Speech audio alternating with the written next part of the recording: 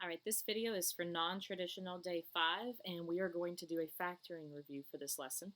I'm going to walk you through each type of factoring you could encounter and each type of factoring we talked about in Unit 1. So first up, simple factoring. When there is a GCF and only a GCF, we see an expression like this. It's not a trinomial with the 3 terms, and we are simply going to factor out 2x and we factor out that 2x, and here's the work up here for it. When we factor out the 2x or divide out the 2x, we're left with just an x, and we're left with just a 5. And so this is the factored form of this expression. And remember, if we were to distribute, we could check our work, and we do in fact go back to 2x squared minus 10x, and we know that our work checks. Next, when we have to factor trinomials and there is a leading coefficient of 1, we can simply find two numbers that will multiply to give us the number at the end, our C term, and add to give us the number in the middle, which is we always call our B term. So I think about all my factors of 8, and I immediately think about 4 and 2, because I know 4 times 2 is 8, but if they were both negatives, I would still get 8. But the unique thing that happens is if I add -4 and -2, I get -6, which is that middle term. So I can thus rewrite it x minus 4 and x minus 6. Okay? And that's a mistake. There we go, and x minus 2. I had -6 on the brain, sorry. All right, for the next one, when the leading coefficient is not equal to 1, we either do a method called guess and check, or we do something called the box method.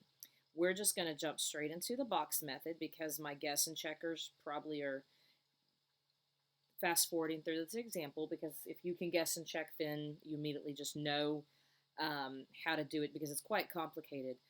Box method is kind of our fallback when we forget how this works, and it's a real easy trick. We put the 2x squared in this first spot, and then we put the -6x in the last spot.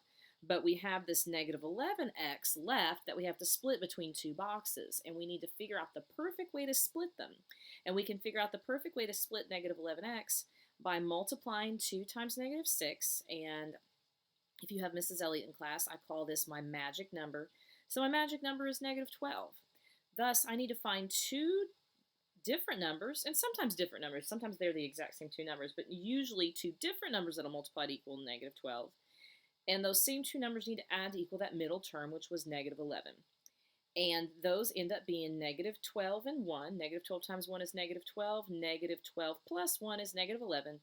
And then I take each of those two numbers along with an x, because don't forget we were splitting up -11x in the first place, and then I divide them between the two remaining boxes in any way that I choose. I could have put 1x in that top right-hand box if I wanted. Now the only thing left to do is factor out the greatest common factor, and the largest number that will divide into 2x squared and -12x is 2x. The largest number that will divide into 1x and -6 is 1. The largest number that will divide into 2x squared and 1x is 1x. And the largest number that will divide into -12x and -6 is -6. And remember, if the term touches the box that has a negative, that's where the negative goes. So my two factors are 2x plus 1 and x minus 6. And you could do a quick check, a little mental check with the distributive property using FOIL. 2x times x gives us the 2x squared that we had, check. 1 times -6 gives us the -6 we had, check. Then we get 1x and -12x, and when I add those two together, I do get -11x. Check, it works. Okay? So now for our next example, we are going to get into our special rules, and we have the difference of two squares, perfect square trinomial, sum of two cubes, and difference of two cubes. So there's 4 special cases. A difference of two squares is going to follow this rule right here. If you have something squared minus something squared, then you can split it up into whatever was being squared in the first 2 spots and whatever was the other thing being squared in the second 2 spots, and then a plus and then a minus. And we find what's being squared by taking the square root. So if I take the square root of 9, I get 3, so my a is 3. And when I take the square root of x squared, I get x, so my b is x. So I'm just going to fill in the blanks, put my A's in the A spot, put my B's in the B spot. That sounds funny because I'm writing the letter X, but X is B. And then I fill a negative and a positive in, and I've got my answer. Next, perfect square trinomial tells us that if we have this format here, if we have something being squared at the beginning, something being squared at the end, then we can check to see if it's a perfect square trinomial. And there's a check at the very end to guarantee that it was a perfect square trinomial to see if we get this 2ab in the center. So if I take the square root of this first term, I get 4x. If I take the square root of the last term, I get 7. So I really hope that I can write 4x plus 7 squared, because that says the a goes here and the b goes here, and we square it. And how we check is we take our a times our b, and we multiply that by this 2 right here, and see if we get the middle term. And here it's 56x squared. And sure enough, 2 times 4 is 8. 8 times 7 is 56. And there we go. It checks. We do get that middle term, so we know that we can definitely factor this as a perfect square trinomial. Next, sum of two cubes and difference of two cubes. If you see a perfect cube followed by a perfect cube, you can factor this using a sum of two cubes. When I take the cube root of both numbers, I can figure out my a and my b, and then I simply substitute it into this right-hand side of this formula. So the cube root of 27x cubed is 3x, the cube root of 8 is 2, and I start to just fill in my blanks. And so my a goes in the first spot right here, my b goes in the second spot right there. Next, I have a squared, so I'm going to go back to whatever a was and square it. When I square a, I get 9x squared, so that goes in this next spot. Then minus is the next sign. It looks like a times b is next, so a times b is 6x. 6x goes in the next spot, and the final spot is b squared, so when I square b, I get 4, so 4 goes in the final spot. So that one is done. Difference of two cubes.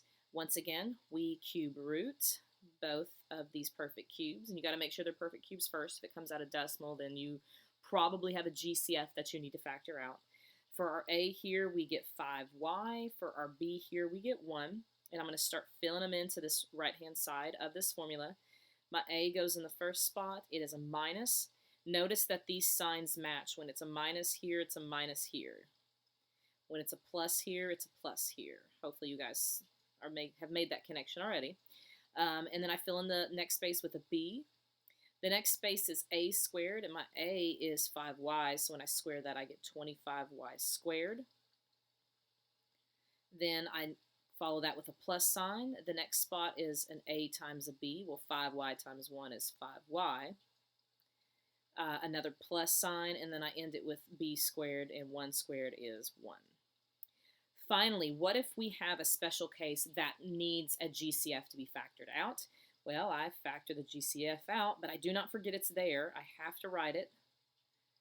That was one of the biggest mistakes on that first unit test, was students were forgetting to write the GCF that they factored out on their final answer. Now I can split up this part using that formula. I have to find my a and my b. I'm going to change colors here so we can see me taking the cube root here. And so my a is x because the cube root of x cubed is x. And my b is 3 because the cube root of 27 is 3. So I fill in the blanks here, x plus 3. This spot right here has to be x, or a squared. So if I square x, it's x squared. I then follow this with, and notice that I didn't do the right sign there. I don't know if you guys caught me already. That is a subtraction sign because remember these signs have to match right here. And then that follows that the next sign would be plus. Then I need to do a times b, so I get 3x. And then the final spot, I square b, which is 9. So that is the end of these notes. I hope that this is helpful. Don't forget to email us with any questions. Thank you so much.